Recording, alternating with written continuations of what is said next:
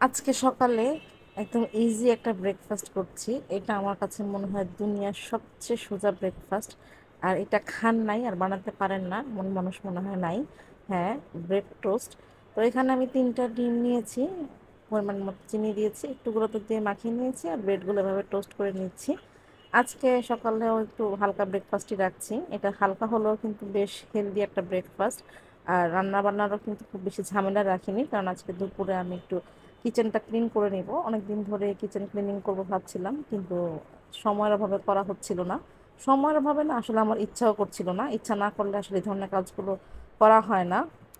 আমার ভিডিও দেখে অনেকে জিজ্ঞাসা করেন এত কাজ কিভাবে করি। আসলে এত কাজ একদিনে তো করা পসিবল হয় না। যেদিন একটু ভারী কাজ থাকে, মানে ক্লিনিং এর কাজগুলো থাকে, সেদিন দেখা যায় রান্না বান্না বা নাস্তাটা একটু হালকা পাতলা করার চেষ্টা করি, বা আগের দিন একটু রান্না করে রাখি যাতে ওই দিন আমি শুধু ক্লিনিং এর কাজগুলোই করতে পারি।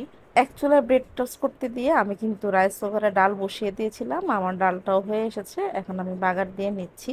আসলে চুলা যেহেতু আমার অনেক রকমের অপশন আছে, আমার কাজগুলো কিন্তু দ্রুতই হয়ে যায়। 2-3টা আইটেম রান্না করলেও আমার জন্য ইজি হয়ে যায়। সবচেয়ে বড় কথা হচ্ছে ইচ্ছার ব্যাপার। আপনি যদি পরিষ্কার পরিচ্ছন্ন থাকতে পছন্দ করেন, তাহলে আপনি কোনো না কোনো ওয়ে বের করে নেবেন যে কিভাবে আপনি ক্লিনিং এর কাজগুলো করবেন।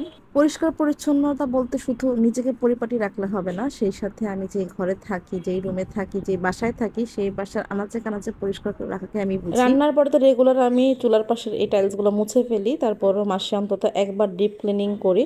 তো বেশ অনেক দিন হয়ে গিয়েছে, এবার ঈদের ঝামেলা, ঈদের পর পর এসে অনেক রকম কাজ করতে হয়েছে, সব কিছু মিলিয়ে বেশ সময় হয়ে গিয়েছে বা বেশ অনেক দিন হয়ে গিয়েছে আমি ডিপ ক্লিনটা করছিলাম না।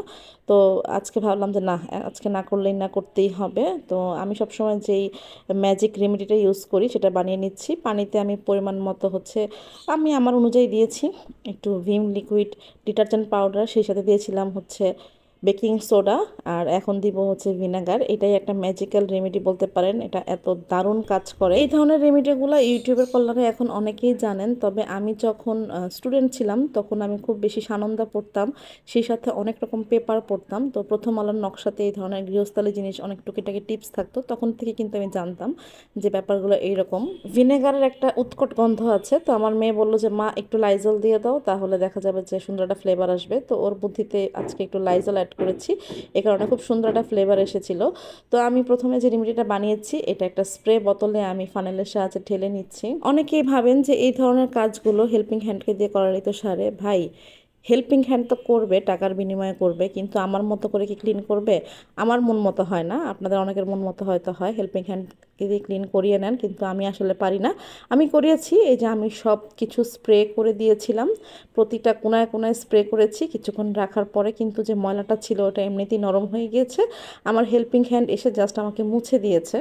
আমার কিচেনের যে অ্যাডজাস্টমেন্টটা দেখছেন, এটা কি পরিমাণে ময়লা হয়েছে দেখেই বুঝতে পারছেন। এটা কিন্তু আমারটা কেন জানি খোলা যায় না, প্রথম থেকে এটা খোলা যেত না, তো এই কারণে আমার এটা ক্লিন করতে খুব বেশি কষ্ট হতো। আমি শিওর আমি যদি আমার হেল্পিং হ্যান্ডকে দিয়ে এটা ক্লিন করাতাম, দু একটা পাখা অবশ্যই সে ভেঙে ফেলতো।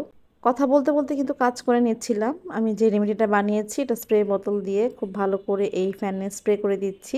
বেশ কিছুক্ষণ রাখতে হবে, তা না হলে কিন্তু ময়লাগুলো নরম হবে না। এই রেমেডিটা এত ভালো, যারা একবার ইউজ করবেন তারা এর প্রেমে পড়ে যাবেন। যে কোনো ময়লা এত ইজিলি ক্লিন করে, বিশেষ করে কিচেনের এই তেল কেষ্টে টাইপের ময়লাগুলো খুবই সুন্দরভাবে ক্লিন করে এই রেমেডিটা। বাসায় একবার অবশ্যই ট্রাই করবেন। তো আমি কিচেনের এই যে এই টাইলসগুলো একটু ক্লিন করে নিচ্ছিলাম। আধা ঘন্টা 1 ঘন্টার মতো রাখতে পারলে ভালো হতো, তোমার হাতে সময় ছিল না। আমি মনে হয় 15 মিনিটের মতো রেখেছিলাম। এরপরে একটা নেটের সাহায্যে খুব ভালো করে মুছে নিচ্ছি। দেখতেই পাচ্ছেন এটা কিন্তু মোছার সাথে সাথে ক্লিন হয়ে চলে আসছে। অনেকেই গ্লাভস পরে কাজটা করেন, তো আমি আসলে গ্লাভস হাতে পরতে পারি না, আমার কাছে খুব অস্বস্তি লাগে, আর সেই সাথে হাত ঘেমে আরও দেখা যায় যে একটা বিপদ হওয়ার চান্স থাকে। এই জন্য আমি এই ধরনের কাজগুলোতে গ্লাভস ইউজ করি না। আমি যখন বাসা ভাড়া থাকতাম তখনও কিন্তু আমি এই জিনিসগুলো খুব ক্লিন করে রাখতাম। অনেকে আমাকে বলতো ভাড়া বাসায় এত কিছু করার কি দরকার, এত ক্লিন থাকার কি দরকার, এত কষ্ট করার কি দরকার। তো আমার কাছে মনে হতো বাসাটা ভাড়া থাকি ঠিক আছে, কিন্তু থাকি তো আমি নিজে, আমার নিজের বাসা যতদিন আছি ততদিন তো নিজের বাসায় ছিল, তো কেন আমি ক্লিন করব না। আর এখন নিজের বাসায় তো সবকিছু খুব ক্লিন করে রাখার চেষ্টা করি। অনেক সময় দেখা যায় একটু লেট হয়ে যায়, তারপরও একটু দেরি হলেও ক্লিন রাখার চেষ্টা করি। একটু কষ্ট হোক, তারপর আমি চাই পরিষ্কার পরিচ্ছন্ন সবকিছু থাকুক। আমার সবকিছু একদম গুছানো টিপটপ রাখতে ভালো লাগে, যদিও সব সময় পারি না গুছানো টিপটপ রাখতে, কিন্তু আমি চেষ্টা করি সবকিছু গুছিয়ে পরিষ্কার পরিচ্ছন্ন রাখতে। অনেক দিনের তেল কাস্টে ময়লা পড়া কিচেন কিন্তু আপনারা এই রেমেডি ইউজ করে ক্লিন করে নিতে পারেন। আর পুরো কিচেনটা ডিপ ক্লিন করার পরে আমার নিজের কাছে এখন শান্তি শান্তি লাগছে। আমি কিচেনের সুইচগুলোও আজকে ক্লিন করেছি, সুইচ বোর্ড ক্লিন করাটা আমি আরেকদিন দেখিয়ে দেবো। ওইটা হচ্ছে একটু রিস্কি কাজ, তো খুব মানে সাবধানে করতে হয়।